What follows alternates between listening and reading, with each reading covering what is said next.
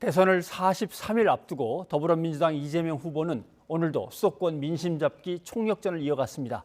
여기에 대해서 송영길 대표는 차기 총선 불출마 등 파격적인 쇄신안을 발표했습니다. 전국에 미칠 영향, 김성환 평론가와 관련 내용을 정리해 보겠습니다. 어서 오십시오. 네, 안녕하세요. 자, 차기 총선에 출마하지 않겠다. 송영길 대표의 발표인데 먼저 이 내용을 한번 좀 듣고 오죠. 윤보리 앵커. 네, 전해드린 것처럼 더불어민주당 송영길 대표가 총선 불출마를 선언하고 서울 종로를 비롯한 보궐선거 지역구 3곳에도 후보를 내지 않겠다고 밝혔습니다. 설 연휴를 앞두고 이재명 대선 후보의 지지율 정체를 타개하기 위한 고강도 쇄신안으로 해석됩니다. 나연수 기자입니다. 예정에 없던 긴급 기자회견에 나선 더불어민주당 송영길 대표. 백이종군부터 선언했습니다.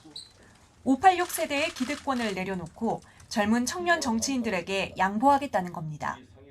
선배가 된 우리는 이제 다시 광야로 나설 때입니다. 저 자신부터 모든 기득권을 내려놓고 이재명 정부 탄생의 마중물이 되겠습니다. 이와 함께 동일 지역구 연속 3선 초과 금지를 제도화하고 서울 종로와 경기 안성, 청주 상당 3곳 보궐선거에 후보를 내지 않겠다는 약속을 함께 내놨습니다. 윤미향, 이상직, 박덕흠 의원의 제명안을 신속히 처리하겠다며 야당의 동참도 촉구했습니다.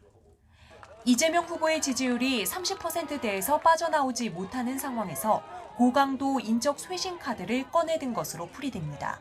우리 국민들께는 이런 우리의 결단이나 의지가 좀 전달되었으면 하는 바람도 있습니다. 3개 지역구 무공천 방침에 대해서는 당 지도부에서 일부 이견도 있었지만 사실상 추인을 결정했습니다. 당 정당혁신추진위원회와 초재선 의원들은 송 대표의 결단이 변화의 기폭제가 되길 바란다고 기대했습니다. 혁신위는 더불어민주당의 혁신을 위한 변화의 결단을 지지하며 송영길 당대표님께 감사드립니다. 대표적 586 주자인 우상호 의원은 자신과 임종석 전 청와대 비서실장 역시 앞서 총선 불출마를 선언한 걸 상기하며 약속을 반드시 지키겠다고 힘을 실었습니다. 하지만 일부 586 의원들 사이에서는 이미 선대위 개편 과정에서 이선 후퇴했는데 총선까지 불출마해야 하느냐고 반문하는 목소리도 나옵니다. 차기 대권 도전 의사를 내비친 송 대표가 총선 불출마를 선언한 게 의미 있느냐? 차기 당직과 지방선거 불출마까지 선언해야 인적 쇄신에 의미가 있다는 지적도 제기돼 586 용퇴론 반향이 얼마나 이어질지는 미지수입니다. 특히 3선 초과 연임 금지 조항은 위헌의 소지가 있고 야당과의 교감도 필요한 만큼 실제 제도화로 이어지긴 힘들 것이란 관측이 지배적입니다. 송영길 대표의 결단이 이재명 후보의 지지율을 당길 동아줄이 될지 집권 여당의 위기감을 드러낸 사례로 그칠지는 설 연휴를 전후한 민심에서 판가름 날 것으로 보입니다. YTN 나연수입니다. 네, 차기 총선 불출마, 그다음에 종로 등 보궐선거 지역 무공천, 동일 지역의 3선 초과는 안 된다. 상당한 쇄신안인데 사실 이렇게 따지면 서울 부산시장 뽑을 때 이렇게 했어야 될 것 같은데 뭔가 좀 늦었습니다. 어떻게 평가하십니까? 일단 너무 늦지 않아서 다행이다. 예. 이렇게 아마 생각하시는 분들이 적지 않을 것 같은데요. 일단 서울 수도권 민심이 좋지 않은 상황이잖아요. 그 민심은 하나로 모아지는 것 같아요. 민주당이 책임을 져야 한다. 이 부분인 것 같거든요. 근데 우리 보통 이제 사과할 때 그렇게 얘기하잖아요. 그만할 때까지 사과해야 한다. 아, 예. 그렇잖아요. 그렇죠. 그러니까 계속 더 사과하고 더 낮은 자세를 취해야 되는데 사실 정치권에서 그렇게 할 수 있는 방법이 뭐냐. 결국 후보가 하는 건데 후보 말고 당 차원에서 할 수 있는 방법은 쇄신안을 보여주는 겁니다. 근데 지금 송영길 대표 발표한 쇄신안에 대해서 좀 박한 평가들이 나오고 있는 것 같은데요. 이전에 선거 앞두고 특히 대선 앞두고 나왔던 쇄신안과 비교해서는 좀 달라요. 예. 그러니까 예를 들면 2012년에 그때 문재인, 박근혜 후보가 쇄신안 냈거든요. 문재인 후보는 선거제도 개편안, 승자 독식 구조 깨겠다고 얘기했고 박근혜 후보의 경우에는 제왕적 대통령제 권한 분산하겠다 이렇게 얘기했어요. 그 이후에도 뭐 총선 기간 동안에 2016년 총선 때 새누리당 김무성 대표는 완전 그 오픈 프라이머리를 통해 가지고 개편하겠다. 그렇죠. 예. 개파 공천하지 않겠다. 이렇게 얘기를 했는데요. 이번에 송영길 대표가 발표한 내용의 가장 핵심 축은 뭐냐 하면 이제 우리도 물러날 때가 됐습니다. 이 시대 교체를 얘기하고 있다는 거예요. 그러니까 민주당이 책임 있는 지역에, 그러니까 귀책 사유가 있는 지역에는 후보 출마하지 않겠습니다. 이런 내용도 있고요. 3선 이상 같은 동일 지역구 내에 출마하지 않겠습니다. 이런 얘기도 했어요. 근데 이건 그동안에 굉장히 말은 많았지만 실제로 이렇게 당대표가 얘기하기는 거의 처음인 것 같아요. 그렇게 하고 그다음에 나도 출마하지 않겠으니 지금 당내 86그룹도 사실은 용퇴를 좀 해주십시오라고 하는 메시지를 던졌다고 하는 거예요. 그러니까 뭔가 변화의 측면에 있어서 네. 정말 몸을 낮추고 우리가 먼저 변해서 미래의 민주당은 지금과는 다를 겁니다라고 국민들께 호소하는 전략을 담고 있다 이렇게 봐야 될 것 같습니다. 그러면 586이 용퇴한다 그러면 그 세대가 대선 전에 용퇴하겠다는 겁니까? 대선 끝나고 하겠다는 겁니까? 근데 지금 그거는 불가능하죠. 사실 총선이 아직 그래요. 많이 남아있는 상황에서. 그러니까 이런 자세로 가겠습니다 이렇게 얘기를 해야 되는 건데요. 근데 만약에 불출마 선언하고 난 다음에 총선 출마할 때 그거 없고 다시 출마하겠다고 얘기하면 국민들이 그때 가서 또 동의해 주겠습니까? 네. 그러니까 불출마 선언을 하게 되거나 이렇게 할 경우에 기득권 내려놓겠다고 얘기한 거는 대부분 지켜요, 보면. 그러니까 그런 면에 있어서 지키지 못할 것이다라고 얘기하는 것도 조금 문제가 있다고 보고요. 특히 송영길 대표가 당대표직은 왜 안 내려놓습니까? 이렇게 또 일부 언론에서 또 공격하더라고요. 근데 예. 제가 볼 때 당대표 지금 대선 앞두고 있는 상황에서 당대표직 던지면 누가 당을 이끌고 갑니까? 그건 사실은 말이 안 되는 얘기인 것 같아요. 그러니까 민주당 입장에서는 지금 최대한 국민들께 반성합니다. 다시 성찰하겠습니다. 다시 새로운 당으로 거듭나겠으니 한 번만 더 희망을 우리한테 걸어주십시오라고 하는 그런 자세를 보여야 할 필요가 있고 다른 의원들도 이 대열에 동참해야 울림이 생길 수 있다 이렇게 어차피 생각합니다. 인적 쇄신으로 이어지는 거는 뭐 이어지겠군요. 네, 그럼 자연스럽게 이어져야 하는 것이고요. 네. 또 그렇게 해야 진정성이 있다 이렇게 국민들이 알겠습니다. 생각하시지 않을까 싶습니다. 하지만 지금까지 얘기한 것들을 이제 국민의힘과 윤석열 후보는 진정성에 의문을 가질 수밖에 없다라고 딱 자릅니다. 이 내용도 한번 듣고 오겠습니다. 윤포 앵커. 네, 불출마와 무공천 등 민주당이 꺼낸 고강도 쇄신 카드에 대해 국민의힘은 진정성을 문제 삼아 공세 수위를 높였는데요. 한편으로는 새로운 변수로 복잡해진 공천 전략에 고심도 깊어지고 있습니다. 박서경 기자입니다. 국민의힘 윤석열 대선 후보는 민주당 송영길 대표의 불출마 무공천 발표의 진정성을 문제 삼았습니다. 선거에 임박해가지고 이런 전격적인 이런 발표를 하는 것에 대해서 국민들이 그 진정성이나 이런 것들을 판단하실 것이 아닌가. 윤미향 의원 제명안 처리에 대해서도 철저히 사과하고 윤미향 방지법에 적극적으로 나서는 게 우선이라고 맞받아쳤습니다. 국민의힘은 정치 쇄신을 하려면 대장동 특검부터 받으라며 이재명 후보를 압박했습니다. 정치 쇄신하겠다면서 특검도 안 받고 뭔 생뚱맞게 하다가 봉상도 되는 소리지 그게. 그거 처리하면 되지 왜 그걸 갑자기 그걸 끄집어내요? 겉으로는 공세에 열을 올리고 있지만 내부적으로는 복잡해진 공천셈법에 긴장감이 높아진 분위기입니다. 민주당 후보가 나오지 않을 서울 종로와 청주 상당, 경기 안성에서의 당선 확률은 높아졌지만 경쟁이 치열해지면서 내부 갈등이 재현된다면 오히려 역효과가 날 수도 있기 때문입니다. 후보 단일화나 연대라는 경우의 수도 따져봐야 할 문제입니다. 우리 국민들의 뜻이 어떤 것인지를 저희들이 충분히 들어서 반영한 해서 공천 결정을 하겠다라는 그런 말씀으로 대신하겠습니다.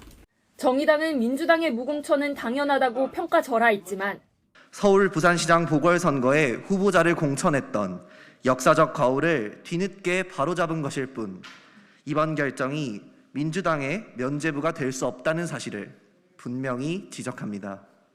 이미 종로 재보선 후보를 확정한 상황이라 민주당의 측면 지원 여부를 신경 쓰지 않을 수 없습니다. 국민의당은 한 발 나아가 국민의힘도 귀책 사유가 있는 곳에 후보를 내지 말아야 한다며 거대 양당을 한데 묶어 공격했습니다. 마찬가지로 저는 국민의힘도 본인들의 잘못으로 생긴 재보궐선거에는 후보를 내지 말아야 된다고 저는 그렇게 생각합니다. 앞서 홍준표 의원과 공천 문제로 파열음이 일면서 원팀 구성이 불투명해진 국민의힘으로선 민주당이 내놓은 쇄신안을 두고 셈법이 더욱 복잡해지는 모습입니다. YTN 박서경입니다.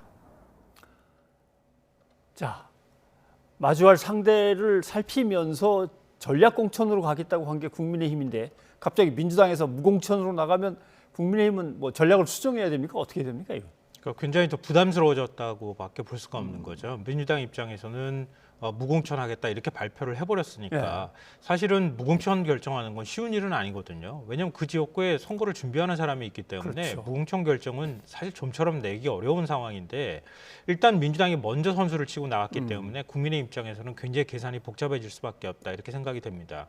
근데 더군다나 대선과 함께 재보궐선거가 치러져야 되는 상황이잖아요. 그러니까 이런 상황에서 예를 들면 종로 공천을 하는 과정에서 홍준표 지금 의원하고 원팀 만들다가 지금 깨진 것도 그 전략 공천 문제 때문에 생긴 거 아니겠어요? 그렇죠. 근데 그런 문제에 있어서 당내에 잡음이 생긴다거나 아니면은 굉장히 상징적인 인물이 나와줘야 되는데 최재형 전 감사원장이 나와서 과연 바람을 만들 수 있을 것이냐. 이런 부분에 있어서는 국민의힘 입장에서는 뭐 종로는 전략 공천을 한다고 하니까 굉장히 생각이 복잡해졌을 것이다 이렇게 생각이 되고요. 나머지 지역 같은 경우에도 사실 당내에 굉장히 경쟁자가 많은 상황이기 때문에 그 경쟁자들 간에 어떻게 잡음 없이 선거를 치를 것이냐 이게 굉장히 중요한데 핵심은 이거라고 저는 생각해요. 지금 국민의힘 윤석열 후보를 지지하는 국민들이 국민의힘이 정말 변화하고 혁신했기 때문에 표를 줄 거야. 이렇게 생각해서 펴주려고 하는 거 아니거든요. 아닐 것이다. 착각하면 안 된다는 거예요. 국민의힘이 그만큼 새로운 정당으로서 면모를 보여줬기 때문에 국민들이 희망을 걸고 국민의힘에 기대를 걸고 있다? 그건 아니거든요. 오히려 지금 정권 심판론이 오히려 생기고 있기 때문에 지지가 생기는 것이다. 이렇게 보는 게 더 정확한데 우리는 이럴 자격이 있다라고 하면서 뭔가 좀 오만한 모습이 나타나거나 이러면 역풍이 불 가능성이 얼마든지 있다. 이렇게 봐야 될 것 같습니다. 그러나 이게 현실적으로 예를 들면 종로를 예를 든다면 우리 당에서 나가기만 하면 무조건 된다. 이렇게 되면 이제 경쟁이 치열한 거죠. 네. 또 공천을 안 주면 그러면 뭐 내가 털은 닦고 났으니까 무소속으로도 나가서 당선된 다음에 다시 돌아오든지 말든지 뭐 이럴 수도 있어요. 자, 이게 쇄신의 단초가 될 수 있을까? 이제 이 문제인데. 아니 쇄신의 단초가 된다고 하면은 서초갑하고 대구 중남은 출마하지 말아야죠. 국민의힘에서. 그렇지 않겠습니까? 그렇죠. 왜냐하면 지난 4.7 재보궐선거 때 서울시장하고 부산시장 보궐선거 할 때 그때 국민의힘이 민주당을 얼마나 많이 비난했습니까? 당신들한테 규칙사가 있고 당규가 이렇게 정해져 있는데 당원 전당원 투표를 통해서 그거 뒤집었다. 그러면서 내내 그거 가지고 공격했잖아요. 근데 서초갑하고 대구 중남은 뭡니까? 서초갑은 윤희숙 의원이었어요. 그렇죠. 대구 중남은 곽상도 의원이에요. 다시 구속영장 지금 청구했잖아요. 근데 이런 곳에 우리는 공천할 자격이 있습니다. 그래서 지금 아마 후보들이 줄줄인 것 같아요. 보니까. 그것 때문에 지금 뭐 전략 공천 문제 앞서 얘기했던 것처럼 그것 때문에 굉장히 경쟁이 치열한데 공천 과정에서 거기서 잡음이 나온다? 그럼 국민들이 보고 뭐라고 생각하시겠습니까? 그러니까 당신들도 자격이 없는데 당신들도 지금 권력 나눠먹게 하려고 지금 그 후보 공천하는 과정에서 잡음 난다 이렇게 얘기하지 않겠어요? 예. 그러니까 누구든 한 명이든 뛰쳐나가가지고 뭐 지난번에 총선할 때처럼 뭐 지금 홍준표 의원도 마찬가지로 김태호 의원도 역시 마찬가지였고 권성동 의원도 마찬가지였잖아요. 그렇죠. 공천 불만 때문에 뛰쳐나가서 무소속으로 해서 당선되고 들어왔잖아요. 그런 모습이 나타나게 될 경우에는 대선판에도 악영향을 줄 수 있다. 이런 점에서 국민의힘에서는 또 생각이 복잡해질 수밖에 복잡하네요. 없겠죠. 어쨌거나 지금 후보들은 대선을 43일 남겨놓고 민심을 잡으려고 총력을 기울여 뛰고 있습니다. 자, 한번 두 후보의 움직임 살펴보죠. 윤보리 앵커. 더불어민주당 이재명, 국민의힘 윤석열 후보가 나란히 농업 공약을 내며 정책 경쟁에 나섰습니다. 동시에 각각 김건희 씨 일가 의혹과 문재인 정부 정책 실패를 부각하면서 서로를 향한 견제의 날을 거두지 않았습니다. 송재인 기자입니다. 경기권 집중 공약 사흘째, 민주당 이재명 후보가 이번엔 농업 공약을 발표했습니다. 핵심은 역시 간판 정책인 기본소득입니다. 지방정부의 선택과 또 각 지역의 여건에 따라서 1인당 100만 원 이내의 농어촌 기본소득을 지급하겠습니다. 이와 함께 양평 공흥지구 개발 과정에서 농지법 위반 의혹을 받는 국민의힘 윤석열 후보 처가를 겨냥한 듯 농지를 악용한 부동산 투기를 끊어내기 위한 전국 토지 전수조사를 시행하겠다고 공언했습니다. 시장 즉석연설에서도 윤 후보를 둘러싼 무속 논란과 이른바 김건희 실세설 공세를 이어갔습니다. 여러분이 맡긴 권한은 책임 있는 사람이 행사해야 됩니다. 권한은 행사하는데 책임지지 않는 사람, 이걸 바로 비선 실세라고 합니다. 윤석열 후보도 농업 직불금 예산 확대를 골자로 한 종합 농업 공약을 발표했습니다. 우선 농업 직불금 예산을 현재의 2조 5천억에서 5조 원으로 확충하겠습니다. 이어 발표한 환경공약에서는 문재인 정부의 탈원전 정책을 백지화하고 새로운 에너지 정책을 펴겠다고 거듭 강조했는데 연이틀 현 정부의 정책 실패를 부각하며 설 연휴 민심을 잡기 위한 기선제압에 나선 것이란 해석이 나옵니다. 포털 사이트 프로필을 등록하며 등판설이 떠오른 배우자 김건희 씨도 연휴 전 이른바 7시간 통화 사과문을 직접 내며 승부수를 띄우는 방안이 검토되고 있습니다. 본인이 직접 올렸는데 뭐 간단하게 올려놨더라고요. 그래서 좀 더 좀 상세하게 올릴 생각이라고 그 얘기를 저도 지금 막 듣고 올라왔습니다. 다가오는 설 연휴는 이번 대선 판세를 좌우할 분기점으로 꼽힙니다. 그런 만큼 두 후보는 정책 행보 속에서도 서로에 대한 날선 견제를 쏟아내며 지지율 잡기 총력전을 벌이고 있습니다. YTN 송재인입니다. 수도권은 역시 부동산 문제입니다. 그러니까 뭐 200만, 250만 하다 갑자기 311만으로 확 뛰었어요.